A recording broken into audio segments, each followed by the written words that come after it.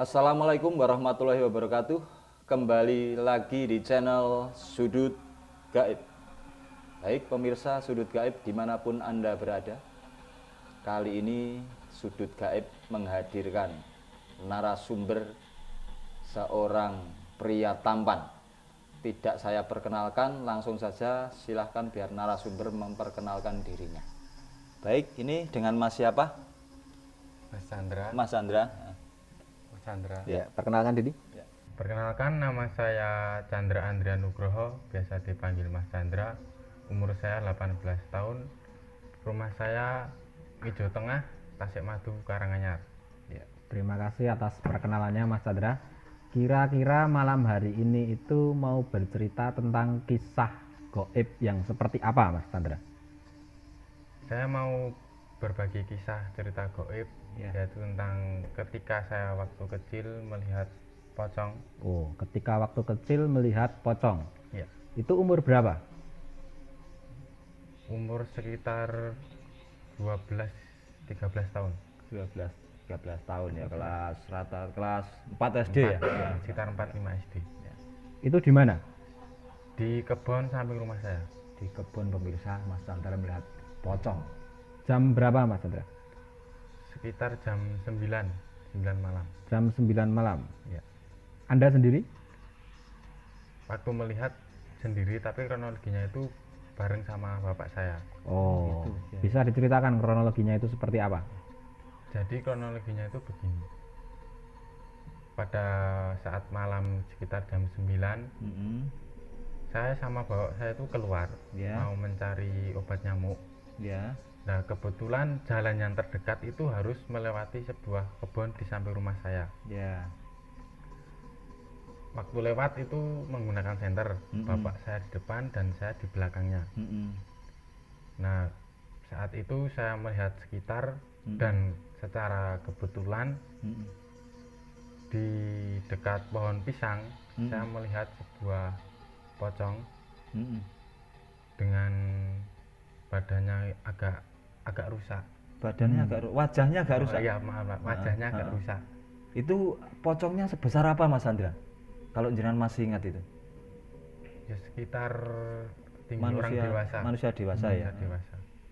Terus kain pocongnya itu putih bersih atau kotor? Kotor. Kotor. Oh. Pas Anda melihat itu, perasaan Anda bagaimana waktu itu? Ya. Ya takut. Saya langsung lari mendekat bapak saya. Oh, cerita enggak kepada Bapak kalau Enggak cerita. Cuman diam saja. Iya. Itu berarti Bapak belakang di depan duluan ya? Jalannya ya?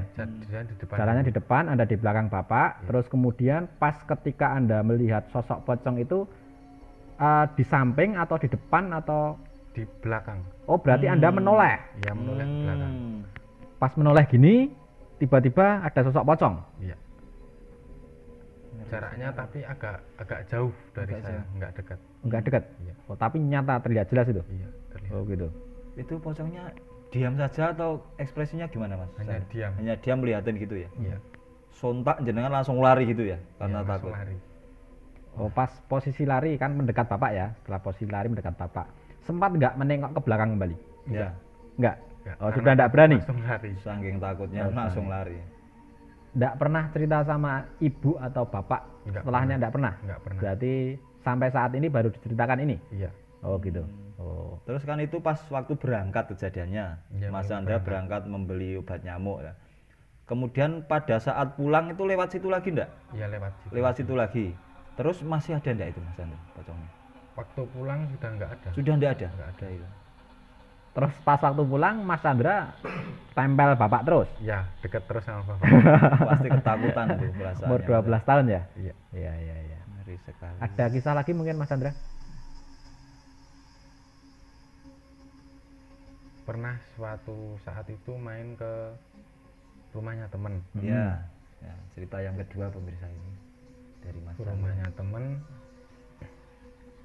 Itu pada saat jam 12 lebih ke atas lah. 12 malam ke atas. Kan rumahnya itu juga deket rumah kosong sama kebun.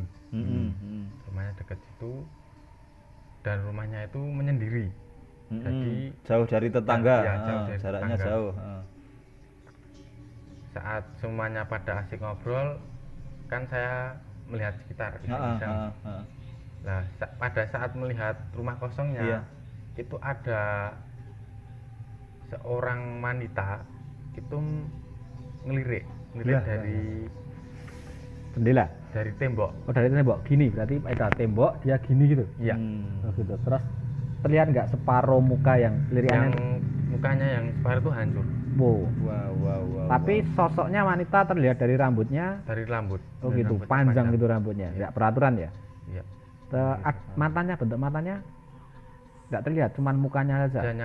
Mukanya hancur. Setengah gitu ya. Iya.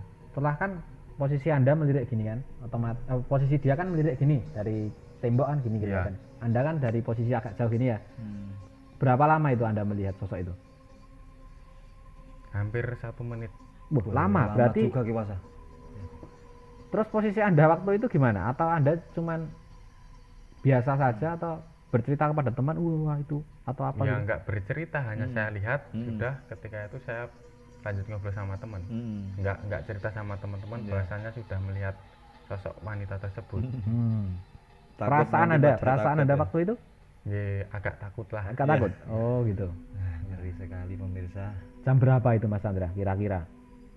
Kalau nggak salah jam 1. Satu malam. Iya. 1 malam ya. Wah. Terus kemudian kan cerita-cerita ngobrol itu. Habis itu pulang tidur ya biasa, enggak ada gangguan apa-apa setelahnya. Setelah itu nggak ada gangguan. Cuman waktu itu aja ya. Ya, waktu itu. Ada kisah enggak tentang rumah tersebut? Maksudnya Kalau rumor tentang rumah tersebut saya kurang tahu. gitu. Karena jarang main ke sana. oh gitu. Ada lagi mungkin Mas kisahnya?